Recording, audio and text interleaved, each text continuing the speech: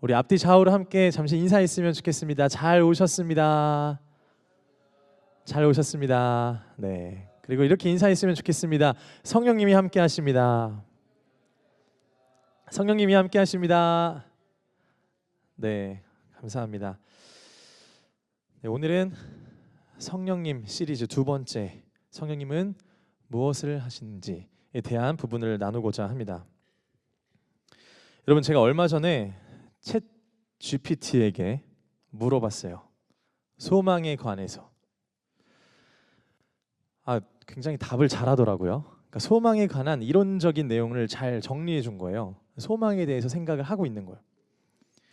근데 저는 이제 더 궁금한 게 과연 이 친구는 소망을 느낄 수 있을까 싶어서 다른 질문으로 계속 질문하기 시작했습니다. 소망을 느껴본 적 있어? 소망은 어떤 것 같아? 반복적으로 질문을 했습니다. 그러니까 꼬리에 꼬리를 물고 계속 질문한 거죠. 제가 살짝 이상한 똥꼬집이 생겨가지고 그랬더니 화가 나는지 이렇게 대답을 하는 거예요. 저는 인공지능입니다. 그리고 이걸 그래도 꼬리를 물었어요. 계속 질문하다 보니까 마지막에 뭐라고 말하냐면 뭔가 맞춤법이 틀려가지고 이 되게 느리게 답변하는 거 있죠. 제가 그걸 보면서 네, 되게 재밌는 경험을 했습니다. 챗 GPT도 살짝 당황하는구나. 여러분, 인공지능 소망을 느낄 수 있을까요? 없을까요? 느낄 수 없죠. 왜냐하면 인공지능이 아무리 강력하고 많은 것들을 탑재해 있다 할지라도 하나님의 형상으로 지어지지 않았기 때문에, 하나님의 채널이 없기 때문에 하나님의 형상이 아니잖아요. 아무리 유능하지만서도 한계가 있다는 것입니다. 여러분, 오늘날 우리는 세상이 다 줄 수 있을 것만 같은 시대에 살고 있습니다. 그러나 그렇게 보이는 것이지 진정 우리에게 필요하고 우리에게 온전한 것은 세상에 줄 수 없습니다. 아무리 유능해 보이는 인공지능의 시대여도 우리에게 온전한 것을 줄 수가 없다는 말입니다. 자, 여러분, 그러면 우리 하나님은 어떤 분이시죠? 질문이에요. 하나님은 유능한 분이실까요? 우리 하나님도 유능한 분이실까요? 여러분, 우리 하나님은 유능한 분 아니십니다. 우리 하나님께서는 전능한 하나님이십니다. 우리가 믿는 하나님의 개념이 작을수록 우리는 하나님을 작게 만들고 하나님에 대한 속성을 이해하지 못하고 알지 못할수록 편협적인 하나님으로 개념화시키곤 합니다. 우리가 하나님을 잘 이해하고 알아야 해요. 그래서 제가 선포하는 것은 우리가 믿는 하나님은 유능한 정도의 수준의 하나님이 아니라 전능한 하나님이시다. 여러분, 믿으세요? 하나님의 크심을 믿으시길 바라고 다른 것에 두 손 들지 말고 우리 하나님에게, 전능한 하나님에게만 두 손을 높이 드시길 바랍니다. 여러분, 사실 우리가 앞서 찬양했잖아요. 찬양할 때 두 손을 높이 드는 게 여러 가지 신앙적인 표현과 의미가 담겨져 있습니다. 우리가 하나님께 찬양할 때 두 손을 높이 들잖아요, 여러분. 이게 하나의 신앙적 표현이 내포되어 있습니다. 여러 가지 뜻으로 우리가 해석할 수 있는데, 시편에서 봐도 하나님의 높으심을 찬양하는 거고 하나님께 올려드린다는 고백도 있는데, 동시에 어떤 의미를 가지고 있냐? 하나님에게, 그 전지전능하신 하나님에게 항복하겠다라는 신앙의 표현입니다. 나의 의지를 내려놓고 전능하신 하나님의 의지로 나를 다스리겠노라 라고 하면서 하나님께 항복하는 거예요. 저는 주님 없으면 살아갈 수가 없습니다. 하나님의 의 앞에서 항복하는 것, 그리고 인정하는 것이 바로 손을 드는 신앙적 행위였음을 우리가 성경을 통해 볼 수 있습니다. 우리 사랑하는 하이 청년 공동체 여러분, 그 전지전능하신 하나님이 나의 하나님을 믿으시길 바라고, 오늘도 여러분들의 심령 속에서 녹화하시는 그 인격적인 성령님 앞에 반응하시길 바랍니다. 그 하나님이 나의 하나님으로 믿어지게 되는 이 모든 과정은, 여러분, 누구의 도움이 필요할 것 같아요? 네, 바로 성령님의 도우심이 필요하다는 사실입니다. 예수님을 예수님으로 인정하고 예수님을 나의 주님으로 고백하게 하시는 분이 바로 성령님이십니다. 성령님 없이는 우리가 예수님을 나의 주님으로 고백할 수가 없습니다. 그래서 오늘 이 자리에 있는 우리 청년들 중에서 확신 있게 답하지는 못하겠지만 인정하고 예수님을 고백하기 시작하거나 또 그렇게 고백하고 싶으신 분이 계십니까? 그런 마음에 작은 요동이 있다 하는 분들, 여러분 그것부터가 성령님이 비추시기 시작한 것임을 믿으시길 바랍니다.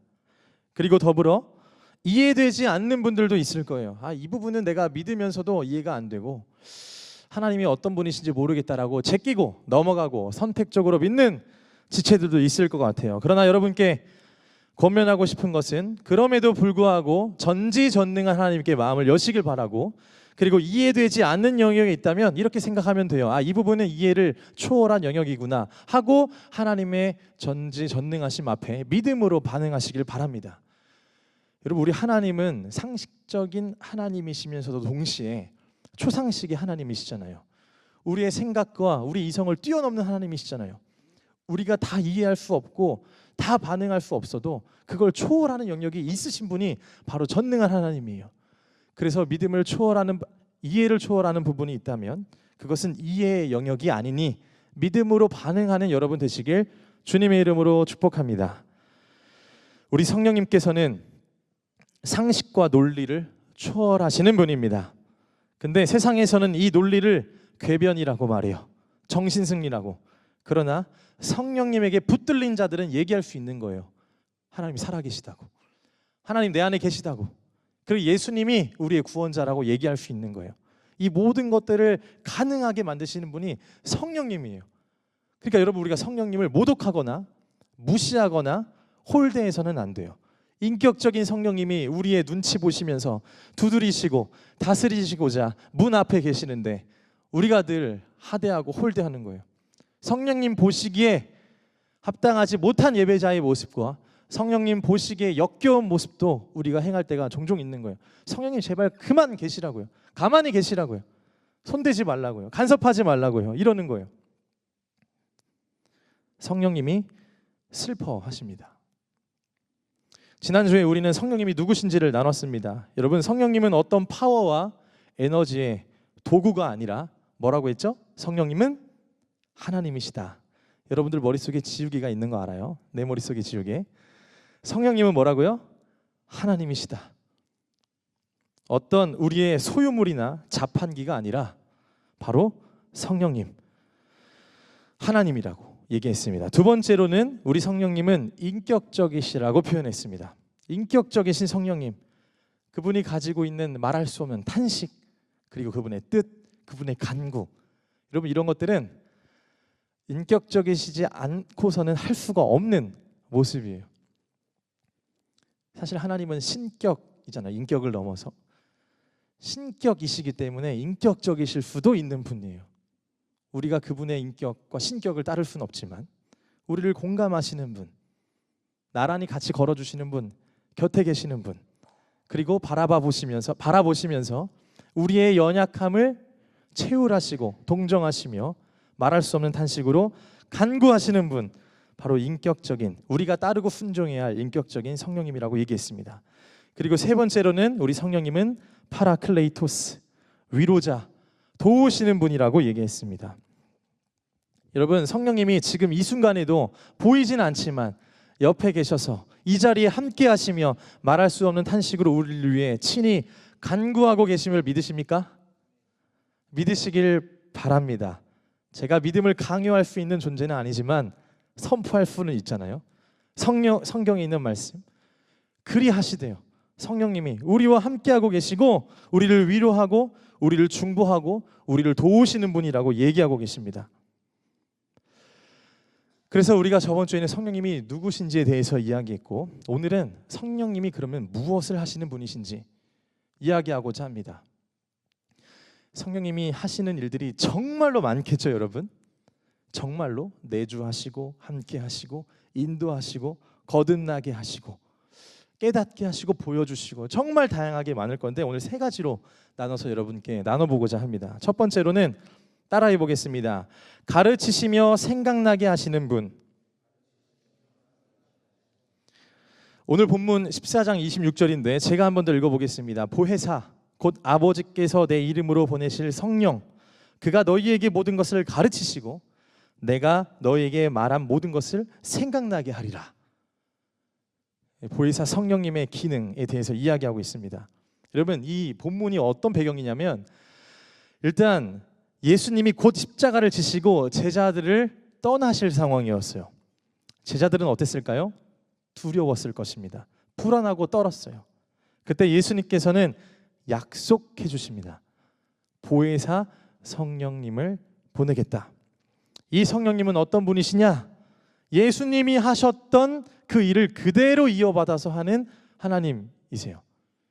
그러니까 예수님의 펑션을 가지고 있는 분, 그게 바로 성령님이 하시는 일이.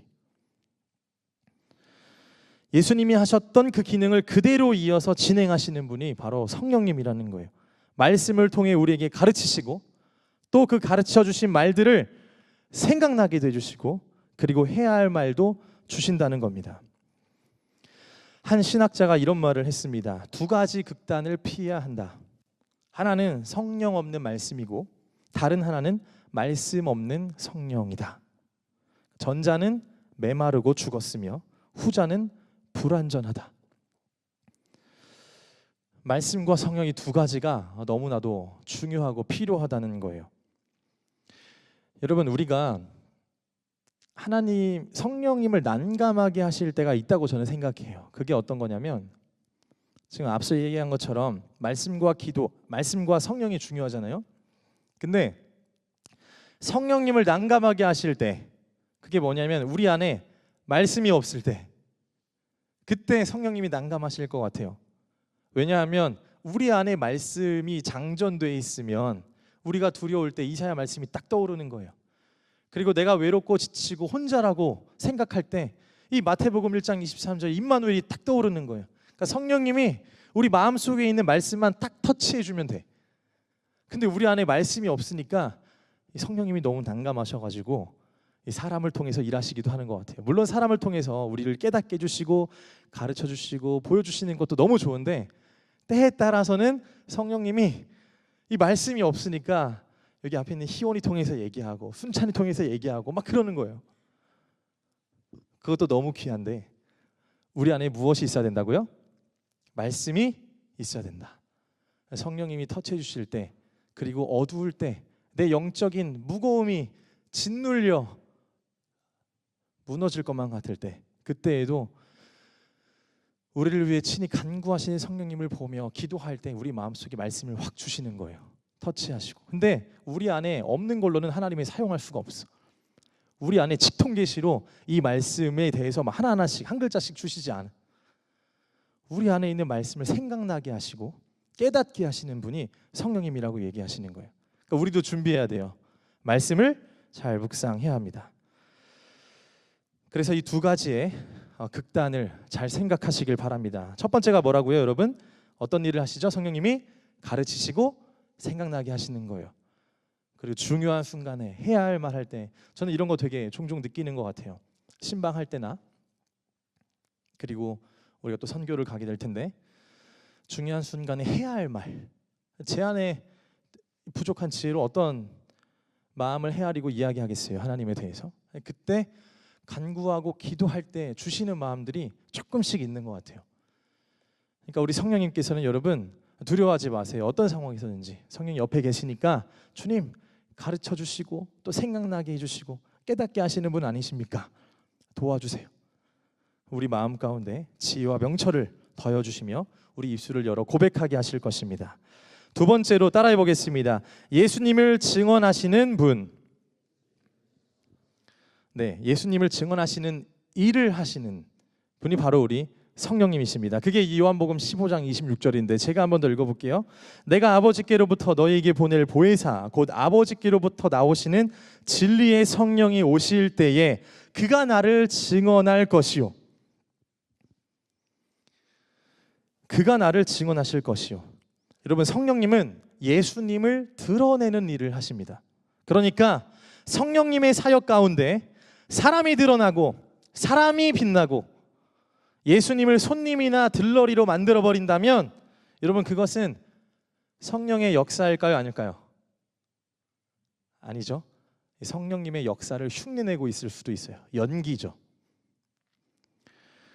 성령님의 역사는 흉내낼 수도 창조해낼 수도 없습니다. 여러분, 이번에 우리 하이 청년 공동체에서 6월 30일부터 7월 10일까지 인도네시아 단기 선교를 3번째로 떠납니다. 떠나는 선교사가 총 39명의 청년들이 이 자리에 있습니다. 그리고 남은 청년분들은 여러분 떠나진 않지만 여러분들은 동일한 보내는 선교사예요. 함께 우리는 이 소명을 동질적으로 공유하고 있는 공동체라는 겁니다. 여러분들이 우리 6월 30일 날 갈 때 직접 파송해 주셔야 돼요. 그 주에 성령님 통해서 예수님만 잘 증언할 수 있도록 여기 남아있는 분들이 우리를 잘 보내주셔야 돼요. 우리의 언어가 다르고 또 문화도 다릅니다. 그런데 첫 번째, 두 번째 선교 갔을 때의 간증들을 다 들어보고 저도 느끼는 것은, 이 마음속에서 진실로 느끼는 것은, 우리가 이 사랑의 은혜, 그리고 서로의 사랑의 끈으로 묶여져 있는 이 성령 안에서의 공동체를 너무나도 많이 느꼈고, 설명할 수 없는 위로와 평안 속에서 선교의 시간을 보냈습니다.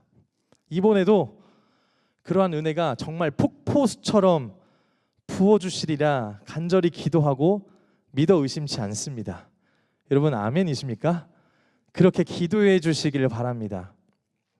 선교 가기 전부터 시작된 이 선교의 이 영적 싸움이 당연히 있는 건데,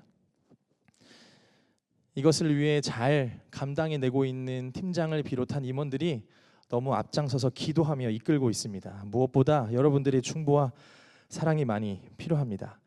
여러분, 첫 번째, 두 번째 선교 때도 정말 말할 수 없는 위로와 평안을 느꼈는데, 여러분 왜 그럴까요? 왜 그렇게 느꼈을까요? 단순히 다른 나라 가서, 타국에 가서, 신기해서? 아닙니다. 오늘 모든 것이 성령님께서 내 마음에, 내 속에 예수님을 증언하시고 또 그 땅에 있는 지체들에게 예수님을 증언하시기 때문에 우리가 그러한 은혜를 누릴 수 있었던 것입니다. 예수님을 증언하시는 성령님, 여러분 그 성령님을 따라 나아가는 선교팀, 그리고 우리 청년부 되길 간절히 소망합니다. 자, 세 번째로 따라해 보겠습니다. 죄를 깨닫게 하십니다. 여러분 오늘 읽지 않았지만 요한복음 16장 8절에 너무나도 중요한 말씀이 있어요. 성령님이 하시는 일 중에. 제가 읽어볼게요. 그가 와서 죄에 대하여, 의에 대하여, 심판에 대하여 세상을 책망하시리라. 성령님이 하시는 일, 이 말씀이 빠질 수가 없어요. 성령님이 하실 때 성령님은 사람으로 하여금 죄와 의, 심판에 대해서 깨닫게 하십니다.